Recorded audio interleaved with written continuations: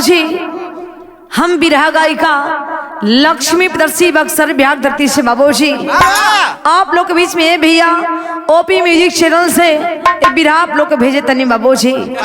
आसान अपन विश्वास से बाबूजी भैया हो कि आप लोग एक कांड बिरहा जरूर पसंद करब आप लोग। और हमारा बिरहा का शीर्षक बा वक्त और इंसान, कब के बदल जाई कोई न जान पाए भैया। तो आई बड़ी सुंदर हमारे चंचल कवि जी के भूमिका के भाव में कहना बा। क्या बात है।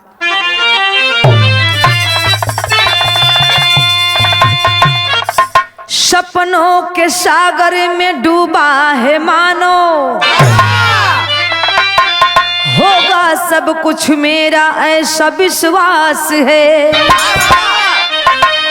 कोई हंस देना नहीं देख करके गरीबी, करीबी भी अपने सभी खास है। लेख में वो लिखा है मिटेगा नहीं, नाश्वर दुनिया को ऐसा ये दस्तूर है। कभी चंचल निखर दिल द्रवित हो गया, बेहतर जीने से मरना ये मंजूर है।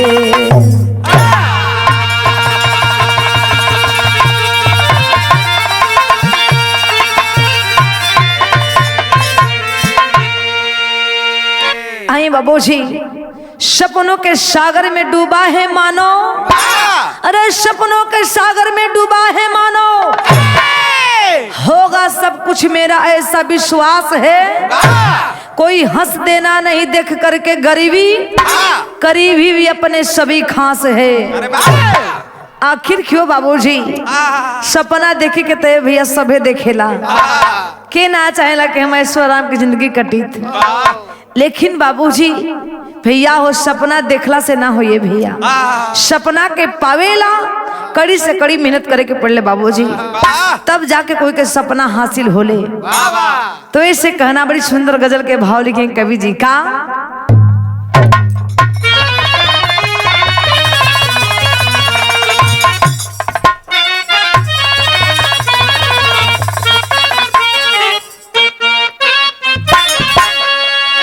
कौनो लड़की लड़का के बात है, कौनो प्रेमी प्रेमिका के बात है, बड़गी करे का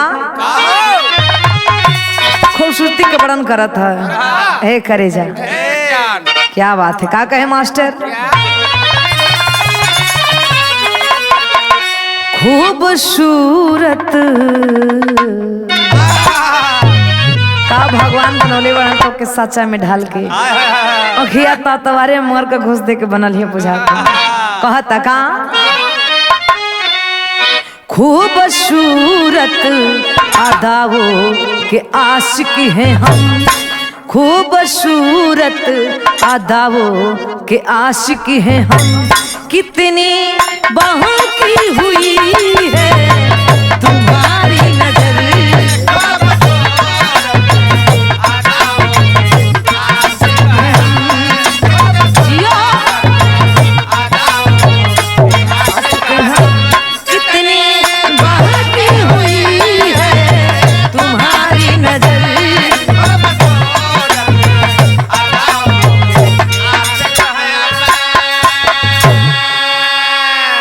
लेकिन इससे बढ़िया भाव लिखे कवि जी का बिरहा में। हर खुशी भैया हो कभी खुशी कभी गम आते जाते हैं का। हर खुशी हर किसी को न मिलती यहाँ, हर खुशी हर किसी को न मिलती यहाँ। लेख में जो लिखा है मिटेगा नहीं,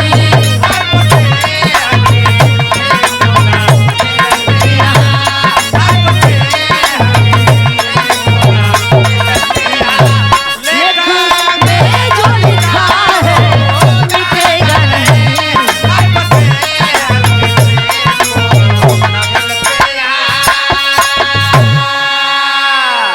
कहानी कब के बा क्वेश्चन बा और कहवा के बा ये भैया।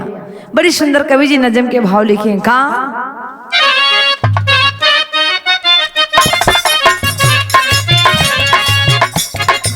समय तकदीर और तस्वीर बदल देती है। हर के मुंह कहीं किसी को निगल लेती है। सुंदर लाल का चौरसिया एक परिवार रहा। पत्नी लीलावती इंदौर का व्यापार रहा। खुशी हर मोड़ पे सुख शांति के बीमार रहा। मनोज माधुरी के गोद में ही अवतार रहा। अमन चैन निकल करता इसी आने में। पता किसको यहाँ कब होगा जमाने में। कर दुर्घटना में माँ बाप दम तोड़ चले।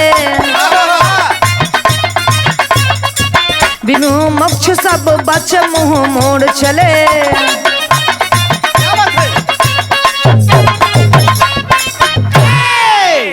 आई बाबूजी बिरहा के स्टार्ट फ्रीजेस हो गए भैया। ई देखे सुंदर लाल एक चौरसिया बने भैया और पत्नी का नाम लीलावती देवी। और इंदौर में बाबूजी सुंदरलाल चौरसिया के भैया बड़ा व्यापार रहल। और हर खुशी परिवार में बड़ी आगाध है। एक दिन ये बाबू देखे बहरा में मनोज बेटा और माधुरी बिटिया वाली गोद में। लेकिन बाबू हुआ क्या, कहीं यात्रा पर लोग निकल बाबूजी पूजा पाठ करे मंदिर तीर्थ यात्रा पर। इधर सुंदरलाल चौरसिया जी और सुंदरलाल चौरसिया के पत्नी लीलावती देवी दोनों प्राणी ये भैया और घरे छोड़ करके इन्हें मनोज माधुरी घरे हुए। लेकिन हुआ क्या, अहे बाबूजी ऐन मुखी पे बाबू हाईवे पर कार एक्सीडेंट कर जाती है। और जब ये बाबू खलबड़ी भीड़ मचल, थाना पुलिस चौकी आए भैया, दोनों लाश के पोस्टमार्टम भैया। जब घरे पहुंचल बाबू लाश, तब माधुरी और मनोज के दिल पका बीता। तब बाबूजी वो परिवार में तागे लगले भैया। भैल का बड़ी सुंदर बिरहा में गीत कलाइन लगल बाबूजी का।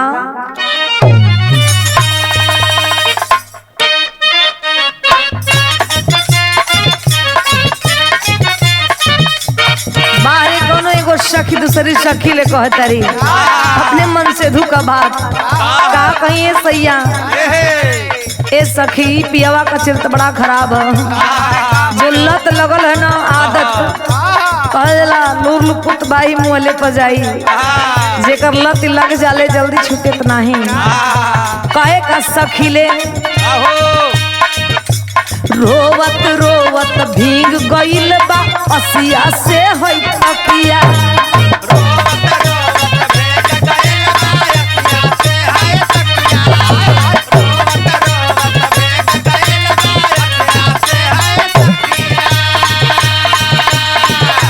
केकरा याद में जागल बाड़ आधी आधी रतिया। केकरा याद में जागल बाड़ आधी आधी रतिया।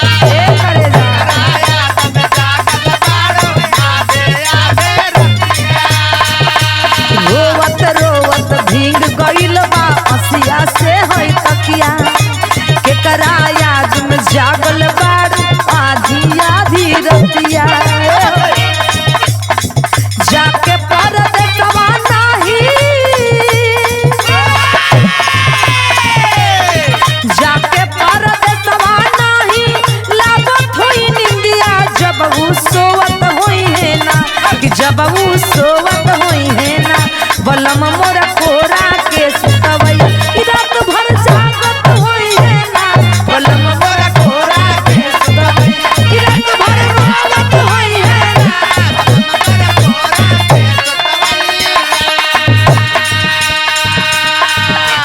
लेकिन त गीत बधुन रहे भैया। ऐसे बढ़िया भाव लगल बाबूजी। बाहरे एने मनोज और माधुरी बाबू अपने माता पिता के मरला के बाद ये लोग के भैया हालत बड़ी गंभीर होते जाते हैं। धीरे धीरे व्यापार में भी बड़ी घाटा लग गई, लूट माट हो गई। व्यापार मंदा हो गई, गरीबी आ गई बाबूजी, कपड़ा के व्यापार जो रहल कम हो गए भैया, गरीबी सतावत है। तब भइल का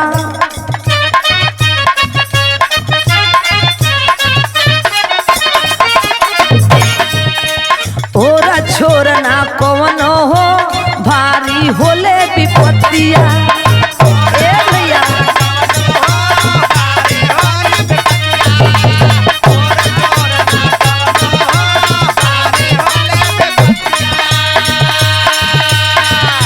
ही तना तो सब छूटेला गाँव पर संगतिया।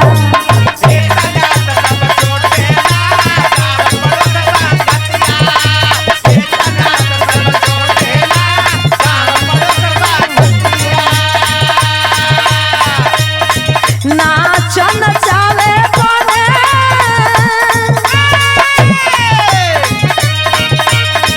नाचन चावे बना राजा होई भिखारिया होई समैया भैया हो। नाचन चावे बना राजा होई भिखारिया होई समैया भैया हो। कि मनोज माधुरी के ना बाटे, कि मनोज माधुरी के ना बाटे भैया देखा सहैया हो। कि मनोज माधुरी के ना बाटे भैया कोई सहैया हो।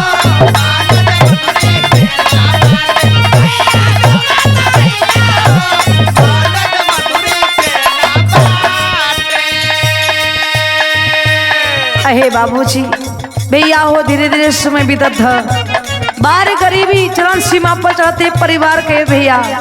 अब इन्हें भाई बहन लाचार होते उन का करी जा, कुछ समझ में आवत ना हो। कैलन का 12 बरिस मनोज भैया के उमरिया।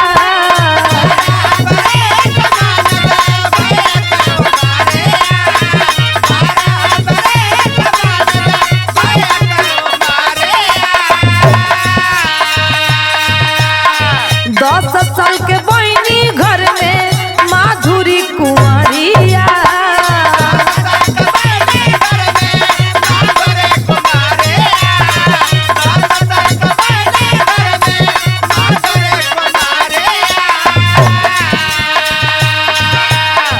भोजन नहीं जुरे ऐसा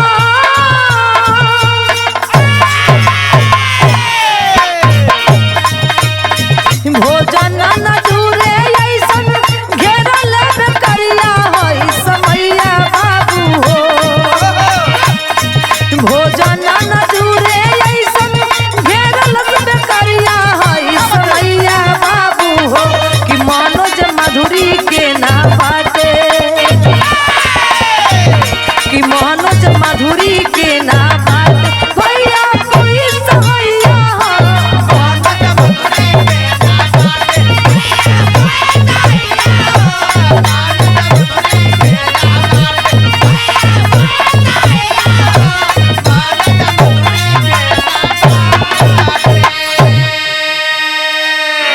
अहे बाबूजी देखे बारे मनोज और माधुरी है भैया, धीरे धीरे 12 साल बीतल।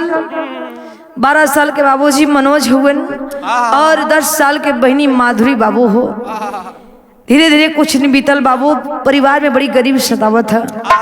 अब भाई मनोज करे तो करे का, धीरे धीरे बहनिया सयान होत बे। भाई का चिंता हो गई कि आखिर का करी, कुछ समझ में आवत ना। पास में फुट्टी कौड़ी बाना ही, बहनिया का शादी कैसे करब। लाचार होके बाबूजी मनोज करत कावन ए भैया, मजबूर होकर के बाबू लगे चोरी के काम सीख गेलन। मनोज चोरी करे लगलन, लेकिन बाबू चोरी करत खाने पंचो एक दिन मनोज पकड़ा गेलन। जब मनोज पकड़ा गेलन बाबू हो, तब भैल का मास्टर बिरहा में भाव बदल गई।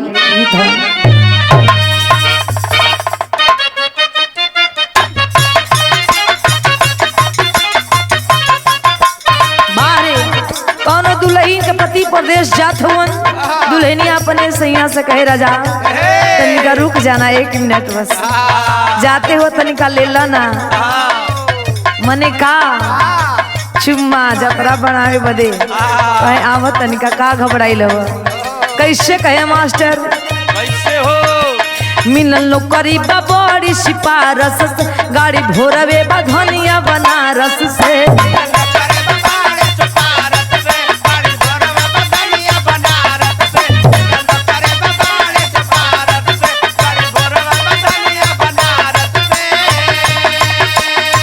मिलल नौकरी बा बड़ी सिपारस से, गाड़ी भोरवे बा धनिया बनारस से।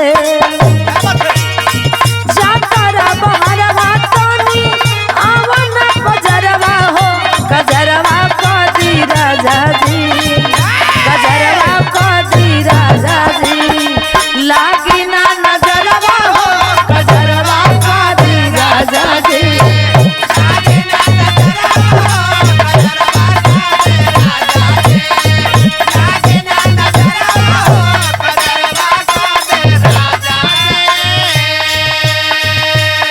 लेकिन बिरहा में भाव है बाबूजी। बारे भाई मनोज बहनिया चिंता में पड़ल है कि का करी हमार भैया, कहाँ गइलन कुछ समझ में आवत ना हो। कैल का मास्टर? भइल घर में सयान बहिनिया हो, सुधर जाई अब भोर के किरनिया हो।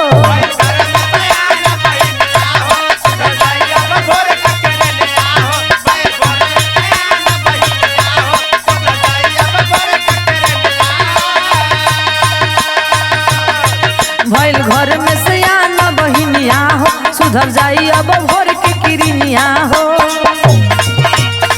शादी बाद चोरी करे मन धई बिरनवा हो, विधनवा हर के गजबे धैले, विधनवा हर के गजबे धैले, धैले जवनवा हो, विधनवा हर के गजबे धैले।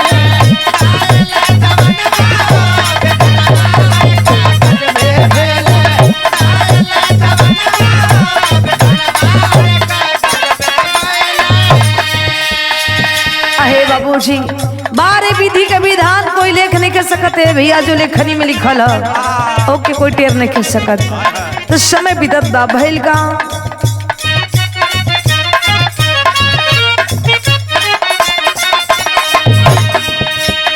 सात साल के जेलिया में भइले सजैया हो रामा।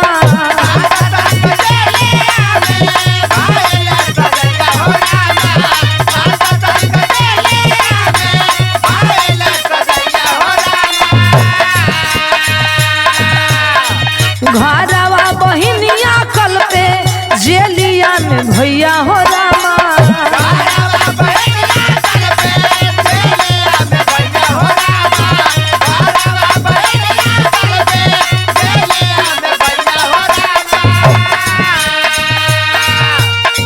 पाई जाई साजा जेकर बनल है करनवा हो, विधनवा हर के गजबे धैले, विधनवा हर के गजबे धैले, धैले जवनवा हो, विधनवा हर के गजबे धैले।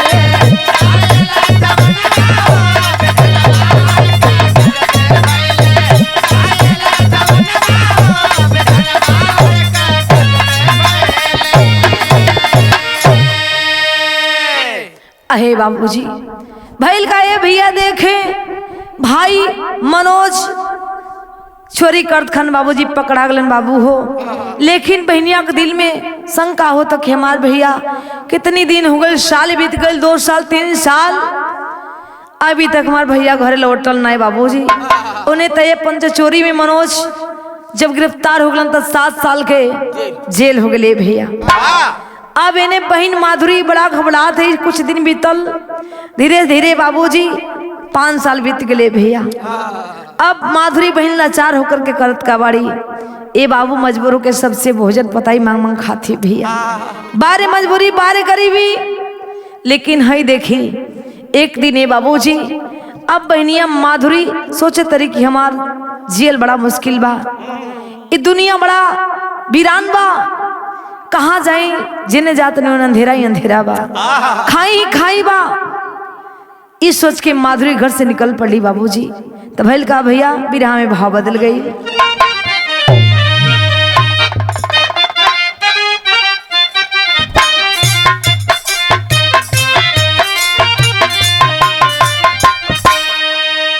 गीत बा बढ़िया बड़ी सुंदर का। अरे झाझर माडवा जन छा वही हाय पापा हो, झाझर माडवा जन छा वही हाय पापा हो, लगी है शुरू जावा के जोत हो।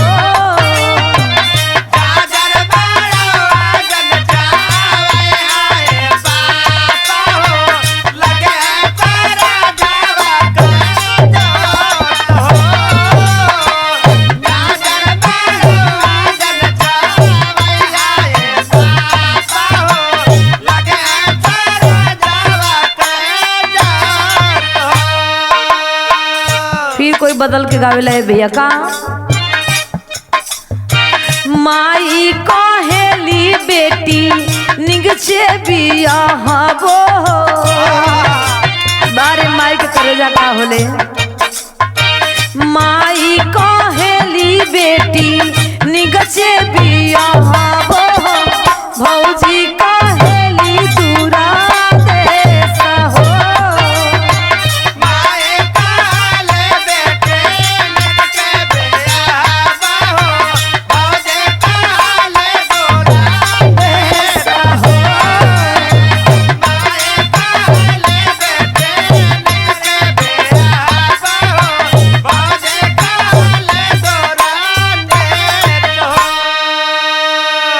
लेकिन इससे बढ़िया भाव लगल बाबूजी हुआ क्या बारे भाई मनोज ए बाबू जेल के कोठरी में बंद हुवन तो भैल का भैया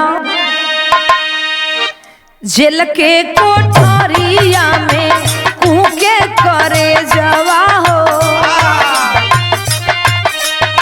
जेल के कोठरिया में के करे जवा हो, कितना रोई भगवान हो।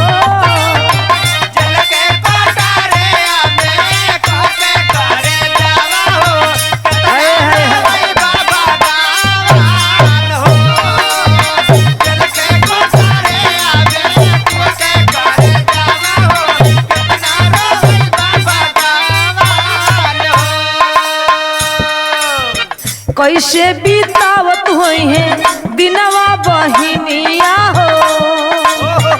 बारे भाई मनोज जेल के कोठरी में बंद बड़ने भैया रात दिन बहनिया का चिंता सतावत हो कि बहनी माधुरी कैसे का करत हुई कुछ समझ में आवत ना बा। दिल पका भी तो थी माधुरी की सोचत रह मनोज का कैसे बीतावत हुई है दिनवा बहिनिया हो, लागन लागत कहीं ठेकान हो। कैसे बेतावत होई है दिनवा बहिनिया हो, लागन सब होते कान हो। कैसे बेतावत होई है दिनवा बहिनिया हो, लागन सब होते कान हो। अहे बाबू बारे माधुरी के बात खले भाई मनोज के कि हमार बहनी माधुरी कैसी दिन रात सुतत हुई है, का खात हुई हमार बहन पगली कुछ समझ में आवत ना हमारे भगवान। अहे बाबू मनोज जेल में बैठल हुआ दिन रात ये बात दिल में सोचत हुआ कि का करी कुछ समझ में आवत ना हो। लेकिन एक दिन बाबूजी माधुरी सोच के लिए कि अपन आबरू हम कैसे बचाई। अहे बाबू कुछ गुंडा पीछे पड़ो नहीं भैया। माधुरी भागत भागत बाबूजी जान बचावे के चक्कर में बाबू हो जाकर अपनी इज्जत आबरू बचाने के चक्कर में माधुरी जेवी नदी में छलांग लगावे बदे कोशिश के लिए बाबू हो। तब तक ये भैया वही रास्ता से एक नर्तकी ये बाबू कलाकार जात में जब देखली माधुरी की नदी से कूदे बस जात भी अहे बाबू जाकर दौड़ के वो नर्तकी कलाकार कैली का बाबू हो शहर में कहना है नर्तकी संग में चली माधुरी। रे नर्तकी संग में चली माधुरी कोठे पर उसको आई है, मच गया हल्ला पूरे शहर में पायल अपना छमकाई है।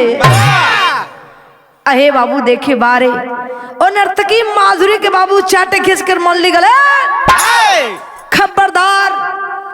अरे भगवान जिंदगी दिले हो जीव बदे पगली मरे कहीं जात बाड़ू। अहे बाबू नर्तकी समझौली माधुरी के और ये बाबू जेवी जब रोवे माधुरी कोरेजा में भर के लगे रोवे कि हमके मर जायदा, हमके मर जायदा। अहे बाबू जब नर्तकी इतनी बात जब सुनने कली बहनी बेटी माधुरी कहाँ ऐसे करत काम करत बाड़ू, जिंदगी जिए बदे मरे बदे नाही, जिंदगी में जिए आयल बड़ तो कुछ करके दिखा जा, ओकरी बाद मरी है, मरे के दिन सबका है। ए बाबू इन्हें देखिए भैया, बारे ने माधुरी के तो नर्तकी लेकर चल गए बाबूजी, नाचने वाली लड़की को लेकर चल जाते ही माधुरी के जाकर के कोठा पे भैया लगे नचावे नाच सिखावे लगड़ी। हल्ला मचल कि बड़ी माधुरी एक टप्पर डांसर वे, जो देखे डांस वो लड़की का दीवाना हो जाए, अब बड़ी खूबसूरत वे जे देखे वो माधुरी को तो देखते रह जाए। बाबूजी हुआ क्या, इन्हें ते बाबू नर्तकी इन्हें डांसर बन गई माधुरी, लेकिन ये मनोज का हाल का बा, सजा काट कर मनोज सुन अपने जब घर में आया है, मिली नहीं जब बहन माधुरी साधु का वंश बनाया है। मनोज बाबू जब जेल से छूट के इलन तो पता लगावत हो, लेकिन कहीं पता ना चलल माधुरी के। ए बाबू मनोज रोत हो, रोलक से वो कुछ दिखत ना हो, और भी रोत रोत ए बाबू एक दिन साधु से भेंट भइल, तब मनोज भी साधु बन गेलन। जब मनोज साधु बन गेलन तब भैल का मास्टर तेरी में कहना है,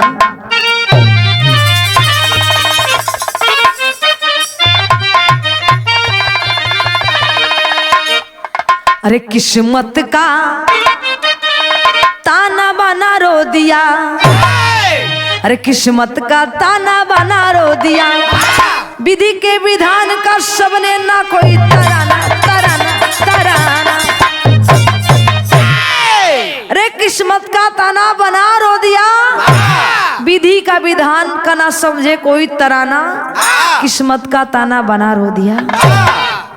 बारे भाई सोचत होन का करी, कुछ समझ में आवत ना बा का करी।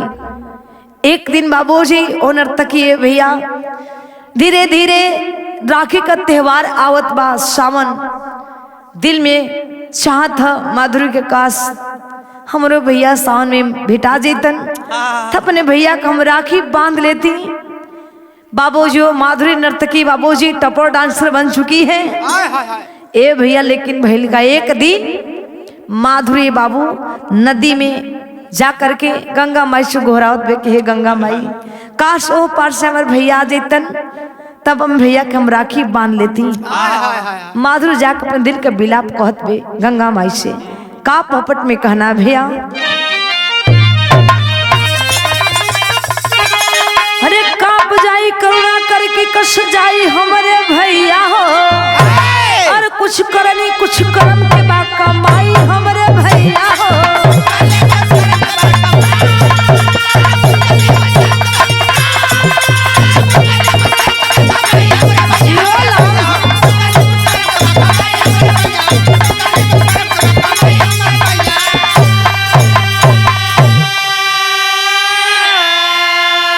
कोठा ऊपर झखे आज माई बिन बहिनिया हो, के बांधव राखी आयल सावन के महीना हो, बहावे लगली राखी जो ले जाई हमरे माई हो, रो रो दिनवा बीते ना जुदाई हमरे माई हो। अहे बाबूजी बारे बहनिया माधुरी जो टप्पर नर्तकी डांसर बन चुके बाबू हो, अब रोवत भी कि काश से सावन के महीना में हमारे भैया मनोज रहते तो हम अपना भैया से दिलदार करती, राखी बांध लेती। सब कोई अपना भैया खाती राखी बांधने जाता, देख करके बहनिया तरसत पे माधुरी। लेकिन बाबू जाके गंगा माई के कछार पे भैया मजे का कोरस में कोशी में बाबू हो फूल पत्ती और राखी में रख ले बे, अब गंगा माई के पानी में दहवात पे हे गंगा माई ये हमारा राखी भैया के पास भेज दी हो। आंख में आंसू झरझर गिरते बाबू हो रोत पे माधुरी। तब तक हुआ क्या, वही रास्ता से बाबूजी और साधु जी देखलन जब माधुरी का तब भावुक हो गए और लगे पूछे कि बिटिया तू कहे रो रहल बाड़ू, तो भैल का भैया अल्लाह में कहना है। अहे बाबूजी बारे साधु जी सिर पर हाथ फेरत हुवन और जब देखलन चेहरा माधुरी का, बारे माधुरी भी एक एकटा को साधु जी का देखत बे देखे में बाबू और पूछ गई माधुरी काश हे गुरुदेव हे साधु जी आप ही के जैसन हमार भैया भी रहलन हमार भैया के नाम मनोज रहल आकाश आज हमार भैया रहती तो अपना भैया के हम राखी बांध लेती यह दिल में हमारी इच्छा बा। अहे बाबू जब इतनी बात हो नर्तकी माधुरी बतौली तो साधु जी लगे पूछे कि आखिर बहनी तू तुहार का नाम बा तू कहाँ रहेलू का करेलू। आहे बाबू माधुरी बतौली सारी कहानी कि साधु जी हमार भैया मनोज गैलन कमाए बदे पता ना आज तक पता ना चलल और अपने भैया के हम दर दर के ठोकरे खात में खोजत खोजत एक दिन मौत के मुंह में घुस गए तब तक हमरा के डांसर नर्तकी बचा ले ली और अपने ही ग्रुप में हमरा का टप्पर डांसर माधुरी बना दे ली और आज इतना हम सोशल मीडिया पर बानी साधु जी। लेकिन अब हमारा इच्छा ना बा कि काश हमारे भैया से भेंट हो जाई ये दिन में इच्छा है आज रोत बे बाबू माधुरी तब तक भइल का अल्लाह के भाव में कहना है।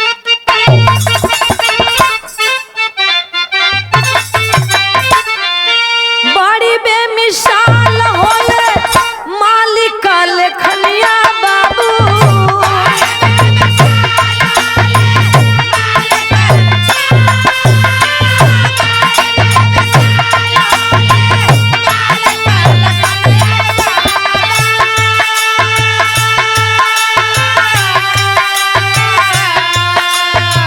प्यास चलो ही घटवा पर मनोज गए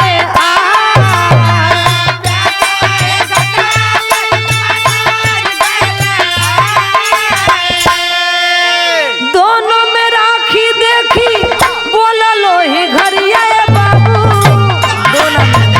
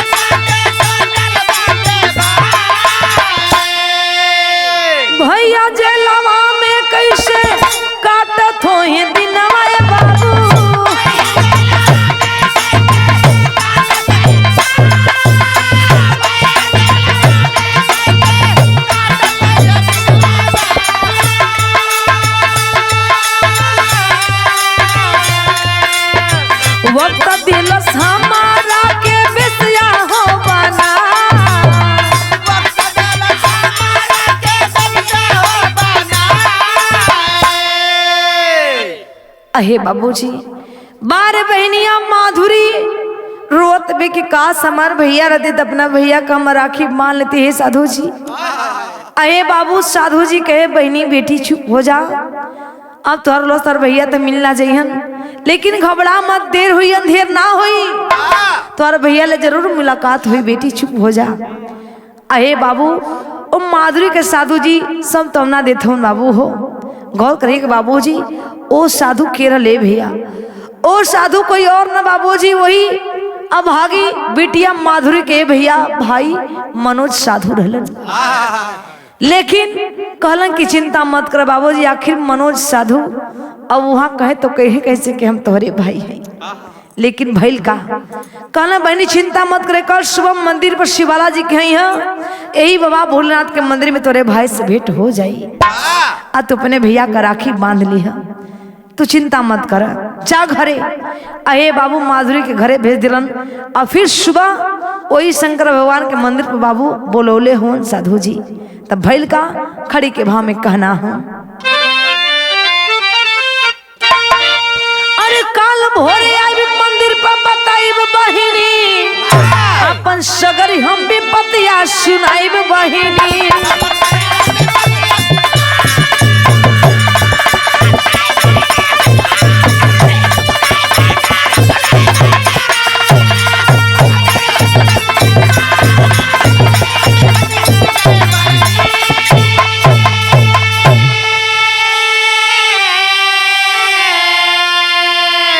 हाय रे समैया बनल गरवा के हरवा, लिख के विपतिया मनोज धखैले जहरवा। अरे लिखत होइए फिर भाई बहनी के आई बहिनी, त अपन सगर हम विपतिया सुनाइब बहिनी।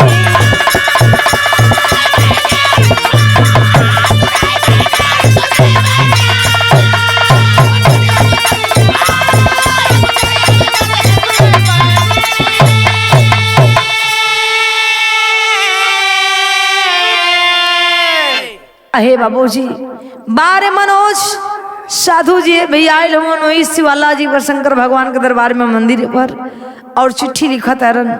चिट्ठी में सारी बात लिखलन साधु जी मनोज लिख करके अये बाबू जहर की पुड़िया खा गईलन।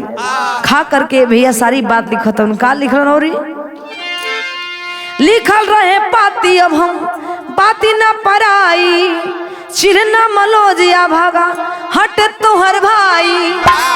अरे माधुरी खुद के मिटावे अब कमापी बहिनी, तो अपन सगरी हम विपतिया सुनाइब बहिनी।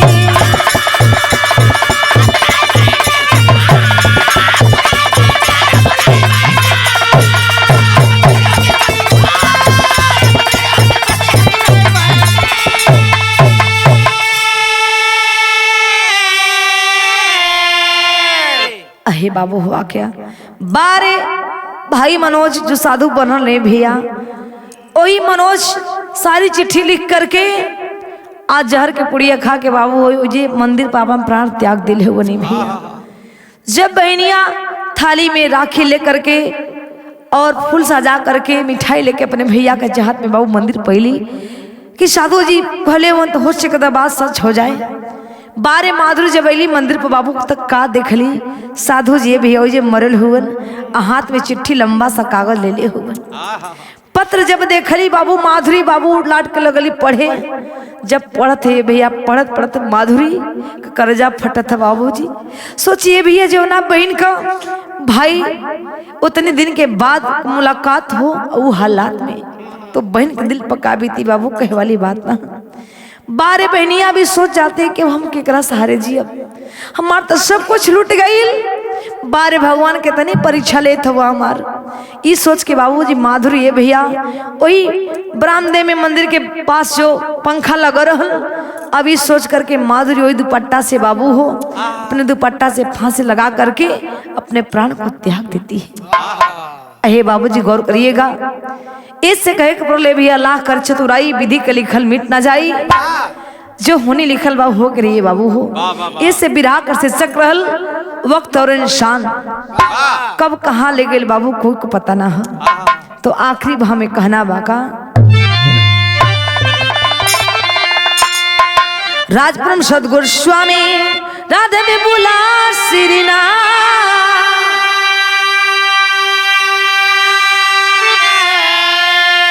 कथन करे कवि चंचल पाल परशुराम है साथ हो।